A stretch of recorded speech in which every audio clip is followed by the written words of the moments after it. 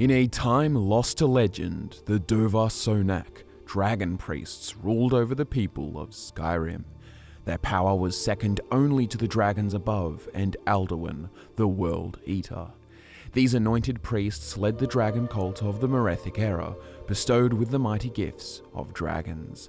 Their boon came in the form of knowledge, power, and of course the iconic dragon priest masks. They were once kings amongst men, but now the few remaining priests survive as decaying Draga, most loyally awaiting the return of Alduin, their master. What's up, ladies and gentlemen? Welcome back to FudgeMuppet. My name's Scott, and today we're going to be diving deep into the world of the dragon priests.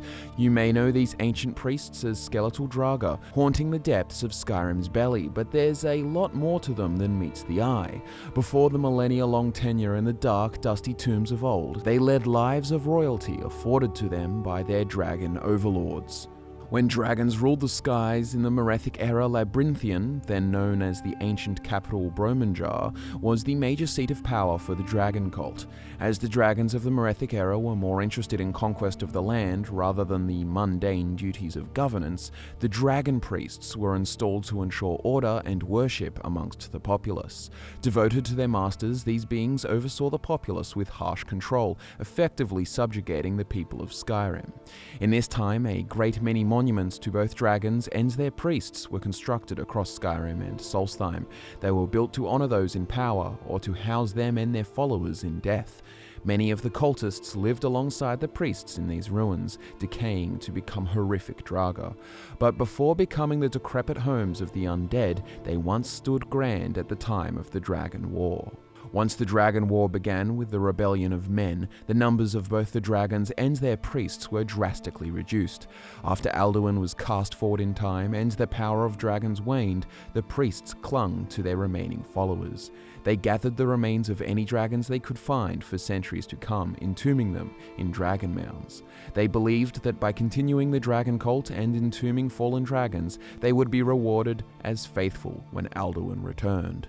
Eventually, the dragon cult was driven to near extinction. One of the final monasteries of the cult was besieged by High King Harald in the First Era, with members taking their lives when their defenses were breached.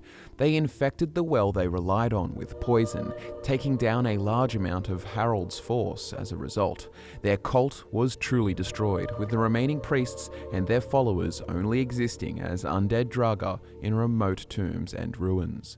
The entombed priests retained dregs of power and life through an eternal ritual. In order to be ready for the call of Alduin, the priest's sarcophagus was tended to daily by their Draga followers, buried alongside them. The ritual involves the Dragas praying around the sarcophagus for several hours each day, then returning to their burial chambers. This process offered the life force of the lesser Draga to the priest, sustaining them into the Fourth Era. Continuing their worship in death, it's no surprise why these followers defend the tombs of their masters so fiercely when invaded by wandering bandits or the Dragonborn. The dragon priests are most notable for their resurgence in the Fourth Era, though some have been awoken accidentally or through the use of magic earlier. When Alduin's voice rose the dragons in the 201st year of the Fourth Era, it also gave the slumbering priests a reason to break free of their sarcophagi. They returned to Skyrim with renewed vigor, now decrepit and skeletal, each wearing robes and the iconic masks of yore bestowed upon them. The masks worn by the priests are almost all identical, made from a variety of materials such as bronze, ebony, moonstone, and wood. The faces depicted are otherworldly, with no nose and emboldened eyes. Those that differ in style, like Miraak or Konarik's masks, may feature tusks or tentacles, but follow the same basic model. We'll get into the reasons for these changes when we tackle the priests themselves a little later in this video. Dragon priest masks all have names shared with the priest who wears them. It's uncertain if the masks were named after the people or if the priests themselves took on the name along with the mask. Given the names are of the dragon tongue, it's likely that the priests took on the name when accepting their role in the dragon cult. There may be multiple people who wore the dragon masks, assuming the names of the mask they donned. Let's dive into the first 12 priests who make an appearance in Skyrim, starting with the tale of Otar the Mad. Once an ancient Nordic chieftain, Otar ruled over the city of Ragnvold. It's said that he was a fair and just ruler with a proficiency for battle. Poems tell of how mysterious forces worked their way into his mind, driving him mad. It's likely that this was the work of the dragon cult, seeking to bring his people under their control. In his state, he was susceptible to the wishes of the dragon priesthood, becoming a priest himself and subjecting his people to oppressive rule. Seeking to end his treachery, two heroes named Thorsten and Sayrak attempted to slay him. His newfound priest powers made this impossible, but they managed to lock him away in a sarcophagus and seal it with 2 keys. While a lot of this story comes from a book in Skyrim, unobtainable in-game without console commands, the story makes sense when you consider the in-game encounter. His sarcophagus can only be opened with keys from his 2 guardians, Thorsten and Sayrak, looted off their bodies. The mask he wears is a standard-looking piece made of malachite and granting the wearer increased resistance to the elements. The dragon priest Hevnorak could be theorized as having something to do with Otar's madness. As a priest, he practiced mind control magic, influencing the minds of those who followed him. They became enthralled with his power, serving him in his own ambitious pursuits. His name is suitable when you consider his deeds. Meaning brutality in the dragon tongue, he subjected his followers and enemies to a great manner of evil and torture. You can see this in his 4th era tomb, laden with sadistic machines. Hevnorak was also interesting for another reason, his obsession with his own death and resurrection. Through meticulous planning, he drained the blood from himself, planning to transfer his own power back into him and become a lich after death. His ritual made sure that one day he'd return as a powerful lich regardless of whether the dragons returned, but a Nord warrior named Valdar aimed to stop this. He bound himself to Hevnorak, ensuring that even in death, his ghost would be able to stop the priest's return. Hevnorak's mask is made of iron and offers immunity to disease and poison, quite the prized item and fitting for a priest desiring eternal life. Nacrin may have been one of the highest-ranking priests in Skyrim, said to serve Alduin himself. His name means vengeance in the dragon tongue, and he guards Skuldafn, a ruin that contains a portal to Sovngarde. Nacrin is one of the only 2 dragon priests in Skyrim who don't rise from their sarcophagi. In this case, it's likely because he was awoken by Alduin specifically to guard the portal in the temple. His mask is made of ebony, used alongside his staff to operate the portal in the ruins. He was likely especially powerful with magic, considering that his mask gives the wearer increased magicka and reduced cost spells. Morokai is the other priest who's found a way out of his sarcophagus when you encounter him, who also seems to be a priest gifted in the matters of arcane. This is due to his role as an antagonist of the College of Winterhold, operating in Skyrim long before the return of the dragons. He was sealed away with an eternal barrier in Labyrinthian by Savos Aren when attempting to recover the Staff of Magnus. His name means glorious in the dragon tongue, and his mask reflects this, made of shining moonstone. His mask offers the wearer enhanced magicka regeneration. Earlier on in the video, we mentioned the last monastery of the dragon cult and its siege at the hands of King Harold. Ragot was the priest that led this sect of the cult in Forelhost. Here he waited after ordering his followers to poison the well and drink from it themselves. In the dragon tongue, his name means anger, suitable for years alone after his defeat. In the 4th era, his mask is sought out as a powerful weapon in Skyrim Civil War, fortifying the stamina of any wearer. The mask is made of orichalcum, dropped after the priest is finally put to rest forever. Vokun is a dragon priest who resides in Highgate ruins. Here he's rested since the Merethic era, bursting forth to destroy any who enter his halls. His name means shadow in the dragon tongue, matching his dark grey steel mask. Donning this mask boosts the wearer's ability to cast conjuration, illusion, and alteration magic. This should make sense for any who have tried to slay this powerful Draga, as he summons powerful Atronachs to assist him when attacked. Krosis is buried at the top of Sheerpoint, one of the highest peaks in Skyrim. His tomb is open to the elements, residing near a word wall and dragon lair. Funnily enough, his name means sorrow, sorry, or my apologies in the dragon tongue, and is often said in conversation with dragons like Parthenax. His mask is made of bronze, bestowing the wearer with skills in lockpicking, archery, and alchemy. Perhaps Krosis was once a skilled hunter who enjoyed the wilds of Skyrim, but eventually he became a dragon priest. Maybe this is why he chose to be laid to rest on a high mountain peak exposed to the cool open air, reminiscent of the old days that he spent in the wild. Volsung rounds out the known priests in the land of Skyrim, translating to air horror or horrific air in the dragon tongue. He resides at the summit of Volskyj. His mask is the most valuable in Skyrim, made from corundum. Interestingly, his mask enchantments are quite varied. It allows the wearer to breathe underwater, gives them extra carry weight, and cheaper prices at vendors. We're not sure how these three fit together from a lore perspective, but we do know it's quite versatile. There is one final mask found in Skyrim, the Wooden Mask. This item can be found in Labyrinthian, emitting an aura of mystery. Donning the mask sees you transported through time to the Bromjunaar Sanctuary, a hidden room in the ancient ruins. As we mentioned earlier, Bromjunaar was the historic seat of power in Skyrim during the Merethic era. Here, the highest-ranking priests would meet to discuss laws and any disputes. Here stand a series of pedestals with 9 places for the dragon priest masks to occupy. The mask of Hevnorak is revealed only when 8 masks are placed on their stands. Little is known about the priest who once wore this mask, but the name Hevnorak translates to warlord in the dragon tongue. That, with its unique appearance and hidden nature, lead us to believe that the original owner must have had one of the highest leadership positions within the cult. But that begs the question, why 9 spaces on this display? Perhaps at the time of the dragons, Skyrim was divided into 9 sections, each ruled by a priest.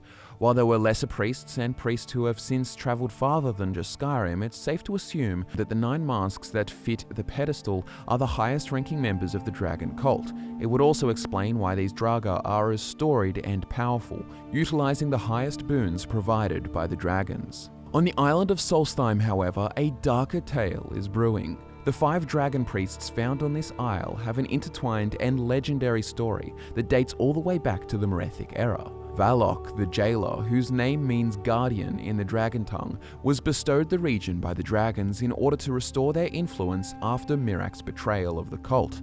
Valok is said to be courageous and strong, remembered with a word wall in his honor. Noble Nord, forever remembered, mighty Valok, whose great courage inspired both men and dragon. Valok, interestingly, does not wear a mask, but does wear a small crown. As his legacy led to a prosperous and peaceful Solstheim, it's possible he cast off the dragon mask after the fall of the dragons. Where other dragon priests ruled in cruelty and horror, he came to be revered by the Skull of the Isle. He was still tethered to the Isle in order to watch for the return of Miraak forever, which explains his Draga appearance in the 4th era, but the lack of mask and difference in legacy leads to a lot of interesting speculations on his decisions. Miraak, also known as the Traitor or the First Dragonborn, is responsible for the situation on Solstheim that we see in the 4th era. We won't dive too deep into his story here, but as many of you know, this priest's hunger for knowledge and power led him to betray the dragons and turn to a Daedric prince. When he and Valok clashed, the battle was said to be long and mighty, even splitting the island Solstheim from Skyrim, if you believe the Skull. He was defeated, but not slain, whisked away to Apocrypha at the last moment. Miraak's time in Apocrypha and Hermaeus Mora's influence is likely responsible for the Lovecraftian warping of the armor, weapons, and masks of Miraak and his followers. Seen most notably on their masks, tentacles like that of Hermaeus Mora's Seekers are present on the faces. We like to think that this warping is a sign of new worship, with the dragon's power twisted into servitude of the Daedric prince. Miraak's name means allegiance guide in the dragon tongue, which could be prophetic of his future swaying the allegiances of many from their natural paths. Miraak's mask, staff, and robes can be gathered up after his death, offering the new wearer increased magicka. For more on this connection and Miraak's story as a whole, check out the video linked in the description. Before his defeat at the hands of Valok, Miraak gathered 3 dragon priests who came to serve him, abandoning the dragons. Azadal was the most notable of these, the first of the great Nord enchanters. He was said to have been the first man to master the elven methods of enchanting, quickly becoming well known in his home city of Sarthal for his work. In quite the tragic tale, he left his wife, child, and everyone he knew to seek out elven masters and develop his skills. After several years, he returned to Sarthal, finding the city burned to the ground by the elves. In vengeance, he took the name Azadal, the embittered destroyer in the dragon tongue. In his pursuit of skill and vengeance, he sought out any knowledge he could, learning the enchanting abilities of the Dwemer and the Aelids. Having all this power, he came to ally with Ysgramor in his battle against the elves. He outfitted them with enchanted weapons and armor, giving them an edge against their elven foe. His revenge was delivered with the Nord's victory, but this wasn't enough for the man who was now consumed with his desire for knowledge. He sought out the dragon's power and teachings, which led him to the priesthood. However, his time with the dragon cult would not last. He soon turned to Miraak on Solstheim and joined his ranks, with the hopes of unlocking newfound powers. Azadal's mask is twisted like Miraak's and made of ebony. It improves the damage of fire-based destruction magic from the user, in cruel irony, as fire was what started him down this dark path to begin with. Zakrisos was also seduced to the side of Miraak in the Merethic era. His burial place and name suggest he may have been a member of the Bloodskull clan. Meaning sword blood or bloody sword in the dragon tongue, his name applies to the weapon needed to unlock his final resting place, the Bloodskull blade. His ebony mask empowers users of shock magic and features the same Lovecraftian motif of those allied with Miraak. The last of Miraak's acolytes is Dukan. His name means dishonor, fitting for his rejection of the dragons in favor of Miraak on Solstheim.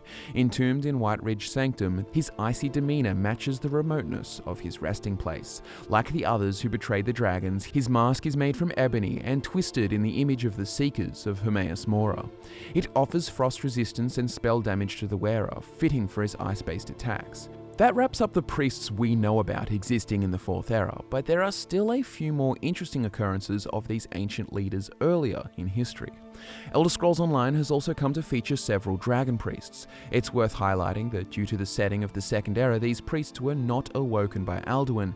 Instead, these priests have been risen by other means. Holdren, for example, is a priest awoken by a necromancer. In life, he served in Sky Shroud Barrow, buried alongside devotees like the other priests. The necromancer took advantage of the Haven of Undead, turning them against their original master. Holdren's spirit seeks someone to rid his tomb of the necrotic influence and is eventually given peace with his barrow returned to rest. 2 other dragon priests found in Skyrim, Vosus and Akridal, pop up throughout missions as enemy bosses. Likely disturbed by the presence of the living in their burial chambers, we know little about them aside from their names. However, there are a few particularly interesting priests that pop up in the Elder Scrolls Online, unique in location or story. Arthosis, for example, is found in High Rock after being banished from Skyrim in the Merethic era. We don't know why, but it would appear that the dragon he served and Arthrosis's followers were also banished, leading to them settling in Hrothgar. In the 2nd era, he was reawoken during an expedition led by Narsis Dren, who sought the treasures of his tomb. Zaan the Scalecaller is the only known female dragon priest, and she is found in High Rock. She became a priest at a young age, selected for rule by a dragon called Vokun. When Vokun abandoned his temple and followers, she was blamed, eventually slain by her followers who were unhappy with this.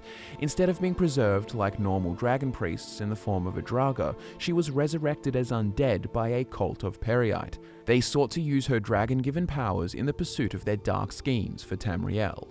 Much like Miraak, the last known dragon priest to discuss was tempted by a Daedric prince. Sheogorath, Lord of Madness, visited Korthor during the Merethic era. He entrusted the priest with the Fork of Horripilation, a Daedric weapon that manipulates natural magicka around it.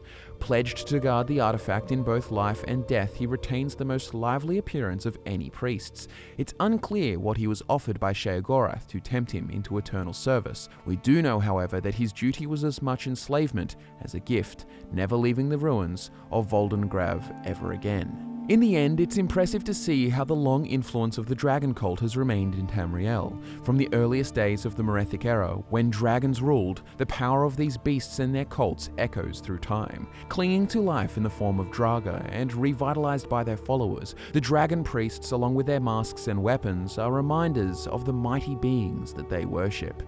And that, ladies and gentlemen, is the Dragon Priests, ancient zealous kings who ruled for the dragons during the Merethic era, now retaining the last of their life force as powerful Draga.